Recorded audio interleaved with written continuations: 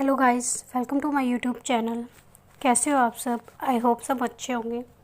आज हम करने वाले हैं मैक्रो इकोनॉमिक्स का एक topic, that is classical macro economics. मतलब क्लासिकल्स के बारे में पढ़ेंगे कि वो कौन थे, उनकी क्या थ्योरीज थी। तो क्लासिकल्स में अगर मैं बात करूँ तो कौन कौन जो इकोनॉमिस्ट रहे हैं: Adam Smith, David Ricardo, Jean Baptiste से, अल्फ्रेड मार्शल, जे.एस. मिल। तो ये कुछ हमारे क्लासिकल इकोनॉमिस्ट रहे हैं जिन्होंने किस आइडिया पे काम किया है, that markets are self regulating. कि मार्केट क्या है? सेल्फ रेगुलेटिंग है, हमें गवर्नमेंट की इंटरवेंशन की जरूरत नहीं है।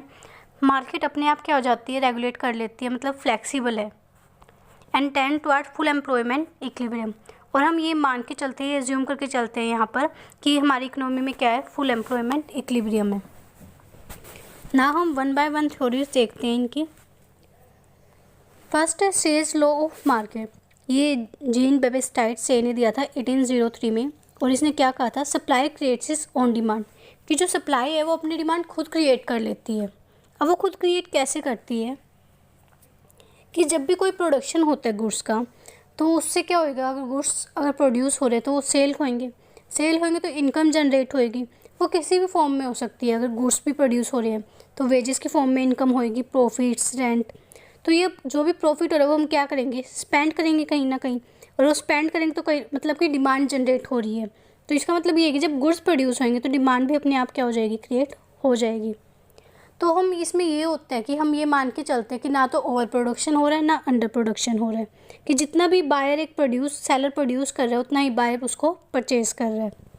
इफ़ हम सेक्टर ओवर प्रोड्यूस, अगर कोई सेक्टर ओवर प्रोड्यूस भी कर रहा है ना, तो कोई ना कोई दूसरा सेक्टर ऐसा हो जो अंडर प्रोड्यूस कर रहा है, तो वो क्या हो जाता है, बैलेंस हो जाता है। और एट द एंड जो सप्लाई जितने भी हमने प्रोड्यूस कर रखे हो सारा माल क्या हो जाता है, बिक जाता है। इसकी कुछ इम्प्लीकेशंस है।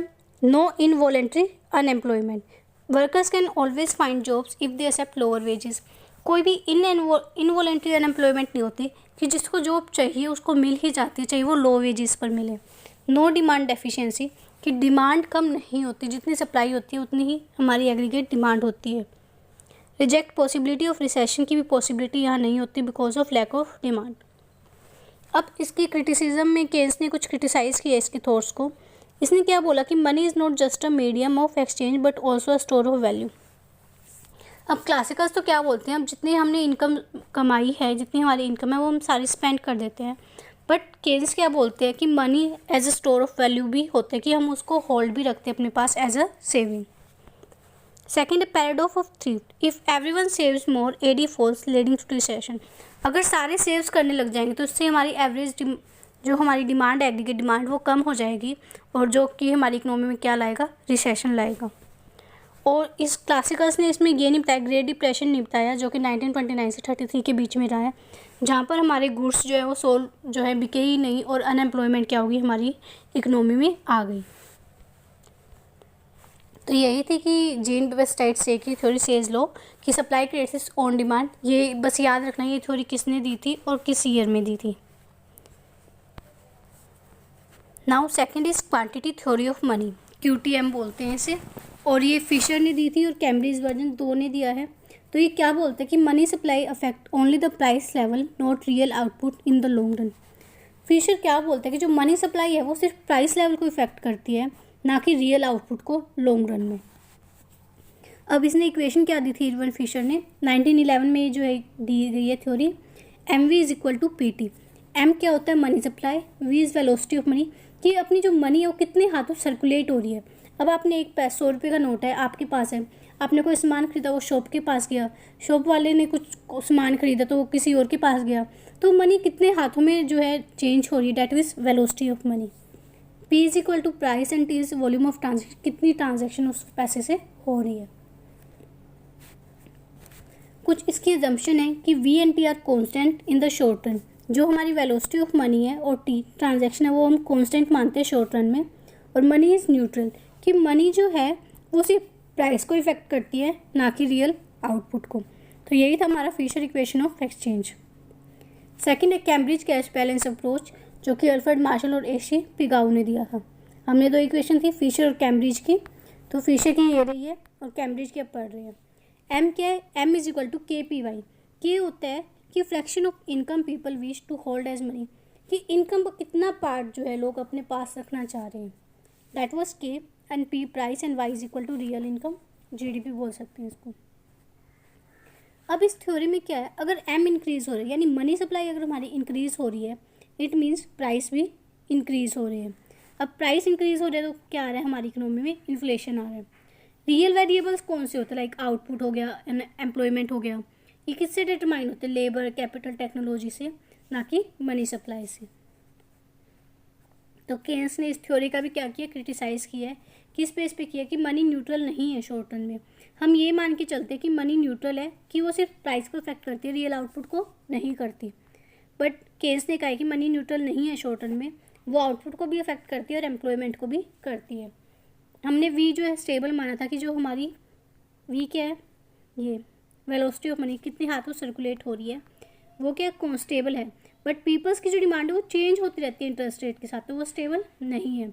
और हम यहाँ लिक्विडिटी प्रेफरेंस को भी इग्नोर करते हैं, कि पीपल जो है मनी होल्ड करते हैं फॉर स्पेकुलेटिव मोटिव्स। तो अब थर्ड है classical theory of employment. Economy always tend full employment towards wage price flexibility. Classicals क्या मानते हैं कि जो इकोनॉमी है हमारी वो फुल एम्प्लॉयमेंट में है, क्यों, because of ways price flexibility. अगर वेजेस और प्राइस में चेंजेस आते हैं तो अपने आप क्या हो जाते हैं, इक्विलिब्रियम लेवल पर आ जाते हैं। तो वो कैसे आते हैं हम देखते हैं। लेबर मार्केट एडजस्टमेंट, कि अगर अनएम्प्लॉयमेंट है हमारी इकोनॉमी में, लोगों को काम नहीं मिल रहा है, तो अगर काम नहीं मिलेगा तो वेजेस क्या हो जाएंगी, फॉल होंगी। अगर फॉल होंगी तो वेजेस कम होने की वजह से क्या करती है फर्म, ज़्यादा वर्कर्स को हायर करती है, क्योंकि उतनी वेजेस उनको पे नहीं करनी पड़ रही। अगर ज़्यादा वर्कर हायर करेंगे तो अनएम्प्लॉयमेंट क्या हो जाएगी, ख़त्म हो जाएगी। तो वो जो अनएम्प्लॉयमेंट थी वो क्या हो गई, रिमूव हो गई, तो वो इक्विलिब्रियम पोजीशन पे आ जाते हैं। सेकंड है लोनेबल फंड्स थ्योरी, इसको हम इंटरेस्ट रेट एडजस्टमेंट बोलते हैं। अब हमें पता है कि इंटरेस्ट रेट जो है इक्विलिब्रियम पे saving is equal to adjust investment. अगर हमारी सेविंग ज़्यादा होगी इंटरेस्ट से, तो हमारा इंटरेस्ट रेट क्या हो जाएगा, गिर जाएगा। जब इंटरेस्ट रेट गिरेगा तो हमारी इन्वेस्टमेंट क्या हो जाएगी, बढ़ जाएगी, और हम इक्विलिब्रियम पोजीशन पर आ जाएंगे।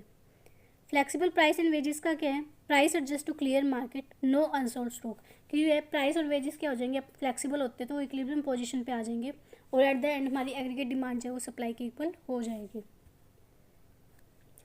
वो पहले ही बता चुकी, इसमें कोई भी गवर्नमेंट जो है इंटरवेंशन की जरूरत नहीं होती, बिकॉज मार्केट क्या होती है, सेल्फ करेक्ट होती है, सेल्फ रेगुलेटिंग होती है, वो अपने आप क्या हो जाती है, इक्विलिब्रियम पोजीशन पे आ जाती है। और रिसेशन भी क्या होता है, टेम्परेरी होता है, क्योंकि हम फुल एम्प्लॉयमेंट इसमें मान के चलते हैं कि फुल एम्प्लॉयमेंट हमारी इकोनॉमी में होता है। अब इसको भी क्या किया, केन्स ने क्या है, क्रिटिसाइज़ किया है कि वेजेस क्या होते हैं, स्टिकी होते हैं डाउनवर्ड। हम इसमें मानते हैं वेजेस फ्लेक्सिबल है, बट केन्स बोलते हैं वेजेस क्या स्टिकी है। Worker resist wage cut due to union और कॉन्ट्रैक्ट, कि अगर वर्कर्स जो है क्या करते हैं, उस चीज़ को रेजिस्ट करते हैं, मना करते हैं अगर वेज कट होता है, बिकॉज वर्कर्स का क्या होता है कि यूनियन होता है, उनके कॉन्ट्रैक्ट्स होते हैं कि आप इससे कम वेजेस हमें नहीं दोगे। तो इस वजह से केन्स ने इसको क्रिटिसाइज़ किया। इंटरेस्ट रेट में नोट एडजस्ट क्विकली, और इससे केन्स ने क्या बोला कि इंटरेस्ट रेट भी इतनी जल्दी एडजस्ट नहीं होता है because of liquidity trap. Demand efficiency can cause persistent unemployment, अगर हमारी एग्रीगेट डिमांड कम होएगी तो इससे अनएम्प्लॉयमेंट भी होगी। फोर्थ है क्लासिकल डाइकोटोमी, इसमें क्या बताया कि जो हमारे रियल और मॉनेटरी फैक्टर्स है वो क्या है, अलग अलग है। तो इसकी क्या जो स्टेटमेंट क्या है कि money effect only nominal variables, money effect only prices हमने पढ़ा है, not real variables. Real variables क्या होते हैं, आउटपुट, एम्प्लॉयमेंट। रियल सेक्टर क्या होते हैं, डिटरमाइंड बाय लेबर, कैपिटल और टेक्नोलॉजी। प्रोडक्शन फंक्शन क्या होते हैं, हमारे रियल फैक्टर होते हैं। मॉनेटरी फैक्टर प्राइस लेवल या क्या होती है, हमने पढ़ा है क्वांटिटी थ्योरी ऑफ मनी। ना मॉनेटरी पॉलिसी क्या होती है, इनफेक्टिव होती है इन लॉन्ग रन, बिकॉज वो चेंज नहीं कर पाती है रियल जीडीपी को। और inflation is always a monetary phenomenon. Criticism क्या है, short term non neutrality of money, कि बिजनेस साइकिल जो है उससे हमारे आउटपुट जो है अफेक्ट होते हैं, और ये जो है डिमांड साइड को क्या करती है, इग्नोर करती है। और फिफ्थ है वेज प्राइस फ्लेक्सिबिलिटी, कि वेजेस और प्राइस है वो अपने आप जो है एडजस्ट हो जाते हैं और मार्केट को क्लियर कर देते हैं। अगर अनएम्प्लॉयमेंट है तो वही कि वेजेस कम हो जाएंगे और डिमांड सप्लाई इक्वल में आ जाएंगे। और गुड्स मार्केट की बात करें कि अनसोल्ड गुड्स हैं मार्केट में, अभी गुड्स बिके नहीं हैं, तो उससे प्राइस कम होएगा, और प्राइस कम होने से सप्लाई और डिमांड इक्वल हो जाएगी। तो हम ये इम्प्लीकेशन मान के चलते हैं कोई भी शॉर्टेज और सरप्लस नहीं होता, और ना ही इनवॉलेंट्री अनएम्प्लॉयमेंट है। क्रिटिसिज्म क्या है कि वेजेस और प्राइस क्या होते हैं, स्टिकी होते हैं because of minimum wages, contract, coordination failure, कई बार फर्म्स कोऑर्डिनेट भी नहीं करती। Six the loanable funds theory, ये मैंने स्टार्टिंग में भी थोड़ा बताया कि सेविंग और इंटरेस्ट हमारे इक्वल होते हैं। अगर सेविंग हमारी ज़्यादा होगी इंटरेस्ट से, तो सेविंग ज़्यादा होने से इंटरेस्ट रेट कम हो जाएगा, और इंटरेस्ट रेट कम होने से हमारी बोरोइंग ज़्यादा हो जाएगी, क्योंकि हम ज़्यादा जो है लोन लेंगे। अगर ज़्यादा लोन लेंगे तो ज़्यादा इन्वेस्ट करेंगे, तो इससे हमारी इन्वेस्टमेंट क्या हो जाएगी, इंक्रीज़ हो जाएगी। तो सेविंग और इन्वेस्टमेंट में कोई गैप नहीं होता, और government deficits crowd out private investment. और जब गवर्नमेंट हायर इंटरेस्ट रेट कर देती है तो इससे प्राइवेट इन्वेस्टमेंट क्या हो जाती है, हमारी इग्नोर हो जाती है, क्योंकि प्राइवेट लोग जो है वो लोन नहीं ले पाते और इन्वेस्टमेंट उनकी कम हो जाती है। क्रिटिसिज्म यही है कि इन्वेस्टमेंट किसी पे डिपेंड है, प्रॉफिट पे, not just interest rate. Liquidity trap क्या होता है, जब at very low interest rate monetary policy क्या हो जाती है, हमारी फेल्स हो जाती है। सेवन्थ है कंपैरेटिव एडवांटेज, डेविड रिकार्डो ने दिया था 1817 में, कि countries should specialise in goods when they have lower opportunity cost, कि कंट्रीज वही ट्रेड करती है जहाँ पर उनकी अपॉर्चुनिटी कॉस्ट सबसे कम होती है। Even if a country is worse at producing something, it should export good where disadvantage is smallest. मतलब अगर एक कंट्री दोनों गुड में अच्छा है तो वो उस गुड को एक्सपोर्ट करेगी जिसमें उसको ज़्यादा बेनिफिट हो रहा है। तो यही थ्योरी थी बस ये। आई होप आपको क्लासिकल्स का मेन समझ में आया होगा। इसमें मेन आपको यही ध्यान रखना है, सेल्स लो, वेज प्राइस फ्लेक्सिबिलिटी है, मनी न्यूट्रलिटी, क्लासिकल डाइकोटोमी, और क्लासिकल फुल एम्प्लॉयमेंट एज्यूम करके चलते हैं इसमें हम। और ये जो थ्योरी है हमारी दो, इरविन फिशर की फिशर इक्वेशन और Cambridge gas balance. Thank you.